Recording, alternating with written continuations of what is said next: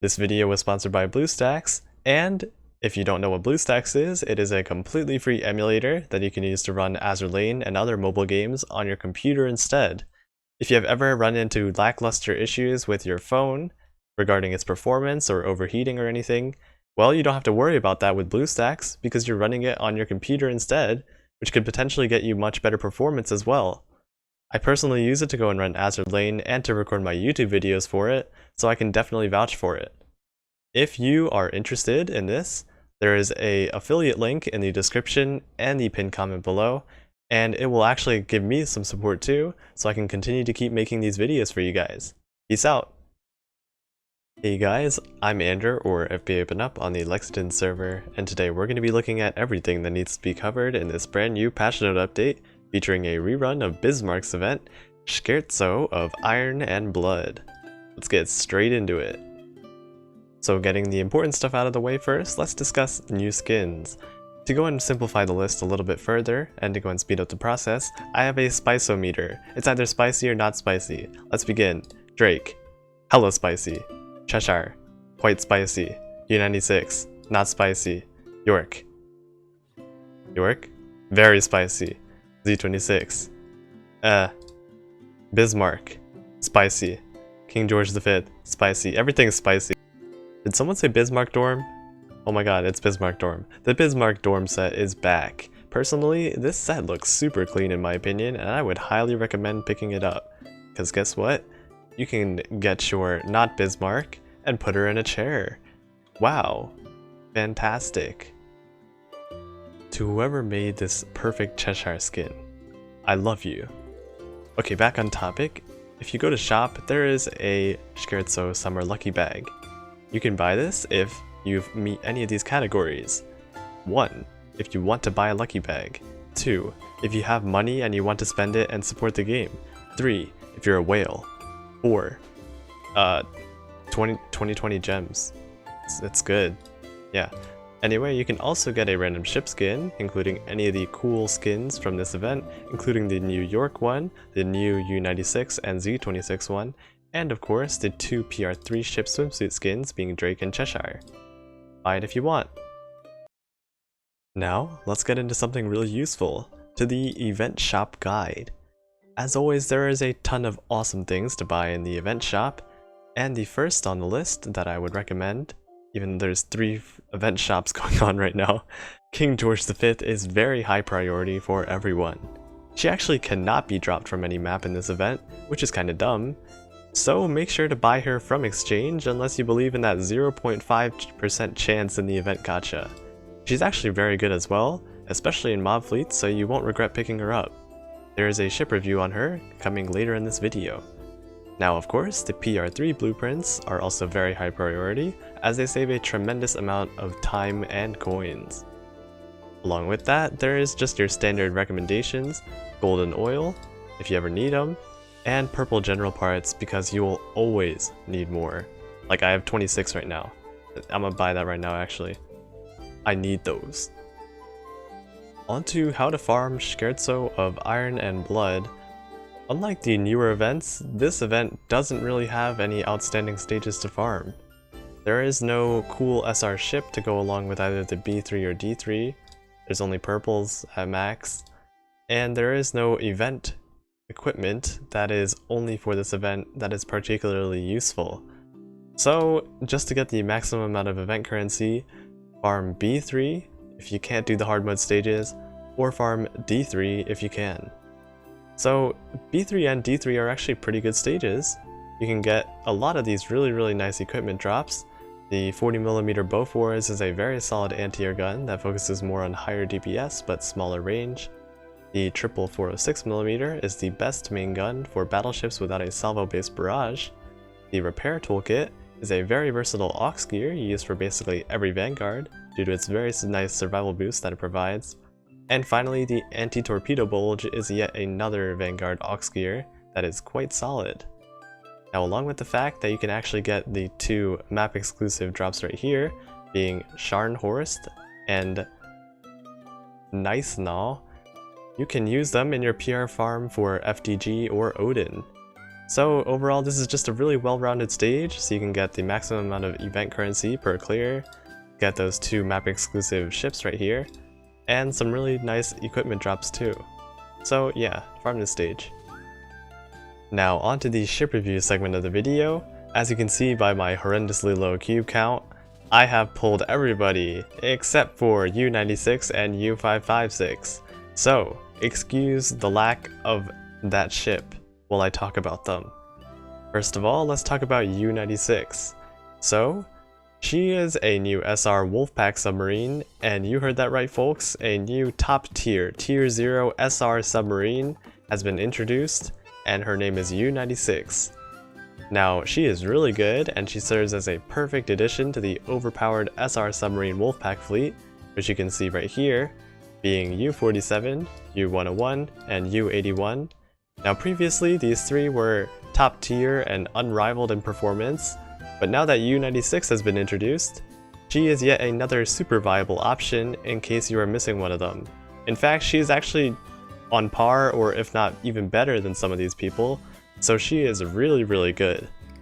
Moving on to her skills, her first skill, Smiling Hunter, increases U96's crit chance with torpedoes by 20%, and she also gets an additional torpedo barrage when entering the battle. This is an extremely good skill since most submarines don't have the luxury of having an extra torpedo barrage when called into battle, except for Minato Aqua. Her second skill brings along even more Wolfpack buffs for the entire U-boat family. She increases the accuracy of all Ironblood submarines in the same fleet as her by 10%, and also increases their crit damage by 15%. Additionally, she grants herself an additional stat buff, depending on how many other Ironblood submarines are with her, including herself as well. So for each Ironblood submarine, she gains a 6% buff to her accuracy, reload, and evasion, which will cap out at a max of 18% if you have the maximum of 3 Ironblood submarines in your submarine fleet. Now in conclusion, if you need another Ironblood submarine to complete your Wolfpack, or just really need a good submarine in general, U96 will be a very high priority for you, and she is really good. If you already have these 3 SR submarines, once again being U47, U101, and U81, she's still good to pick up, but then it's your choice of whether or not you actually want to go through the painstakingly long process of leveling up a submarine, because these 3 are going to serve you well, and adding U96 really won't change that much, but if you do want to level her up, go ahead. Now onto the Ironblood Queen herself, Bismarck is back. If you didn't know by now, she's a very powerful ship by herself, and is basically a necessity if you want to make a full Ironblood fleet. This is because she's like the Nagato or Queen Elizabeth of Ironblood, giving out massive boosts to her other same faction members. She has 3 very strong skills. Her first skill makes every first salvo of each main gun volley guaranteed to critical hit, and the second part of this skill is really nice and is a defining feature of her. When she has a light cruiser gun in her aux slot, her aux gun range increases drastically, and her damage from this gun is slightly decreased. Anyway, this means that she is actually able to clear out enemies by shooting her aux gun, because the range is increased so it can actually hit them. Now, with that 180% weapon efficiency for her aux gun right here, this is going to do some serious damage, and it's really good. Now, onto Bismarck's second skill, Unwavering Strength. It grants extra bonuses when she is sortied as flagship. Bismarck increases damage dealt from Ironblood carriers by 20%, just like Nagato's skill, and she also gets a 70% chance to proc a special barrage every time she fires her main guns. So far, you can see why she's so strong already. Bismarck is able to contribute massive amounts of damage through her aux gun range increase, as well as having her own special barrage. But we're not done yet though, because Bismarck's third skill buffs the rest of the Ironblood faction. She buffs all Ironblood ships, increasing the critical chance of their main guns, torpedoes, and aircrafts by 20%, and reload by 12%. Additionally, she buffs Tirpitz' damage output by a massive 40%, which is actually 10% better than Tirpitz' own ability, which gives her 30% increased damage if she's sortied as a sole battleship. This means that it's actually ideal to use both Tirpitz and Bismarck in the same fleet, because Bismarck's buff is actually better than Tirpitz' own buff. Now altogether, Bismarck's very well-rounded stats and her insanely good skills make her a superb ship, and she will be vitally important for anybody that's thinking about grinding for either FDG or Odin. Try your best to get her, since she will definitely help you out during your Azur Lane career in one way or another. Now on to King George V, another Royal Navy battleship that you can get from either the exchange shop for 8,000 points, or if you're lucky from the event gacha with her 0.5% pull rate. Anyway, she's a very solid battleship, and she's especially good in mob fleets.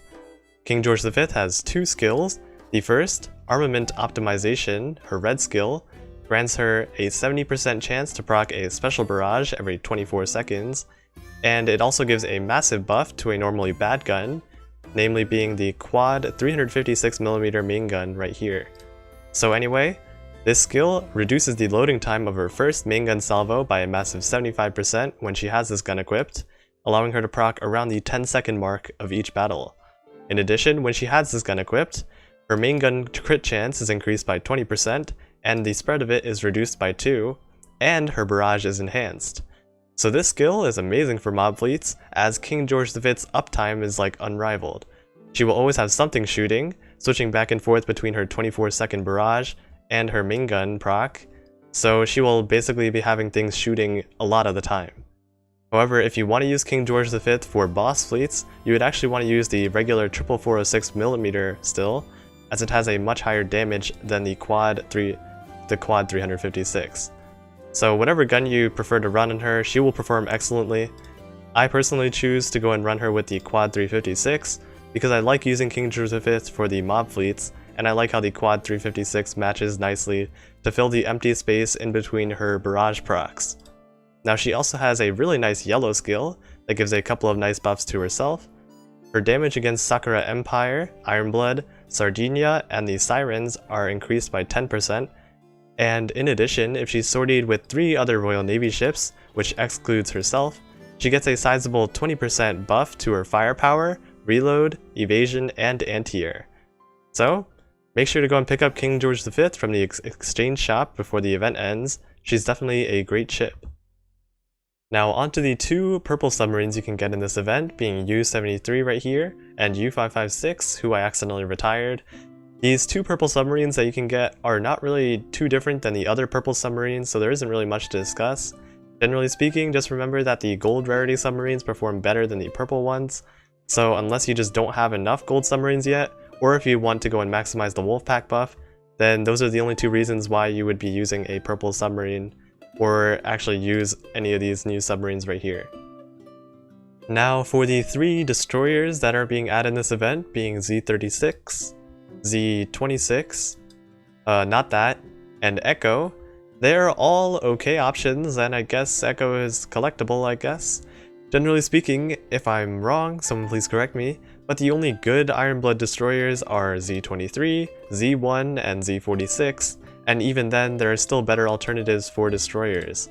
So unless you really need another Ironblood Vanguard for something like PR grinding, then I really can't recommend using them, especially since there are so many other good destroyer options that are much easier to obtain, like all these starter ships. Finally, for the last duo that I'm going to be reviewing, these 2 map exclusive drops being Scharnhorst and Gneisenau are both purple battle cruisers, and their performance isn't really anything to write home about. Their average skills don't really make up for anything, and the only reason why you'd really be using them is if you need more backliners for the FDG or Odin PR grind, but now that Bismarck is obtainable, you should just go and be using her for the PR grind instead, since Bismarck is light years better than these 2, no offense. With those ship reviews finished, that will bring an end to this Scherzo of Iron and Blood rerun overview. As always, if you found this information helpful, consider dropping a like and subscribing. Don't forget to press that notification bell for my future uploads as well. Feel free to leave a comment if you have any questions that need to be answered, and I'll try my best to reply. If you're interested, you can always join my Discord server if you need advice or just want a place to relax. That's all for this video, so I'll catch you guys next time. Bye!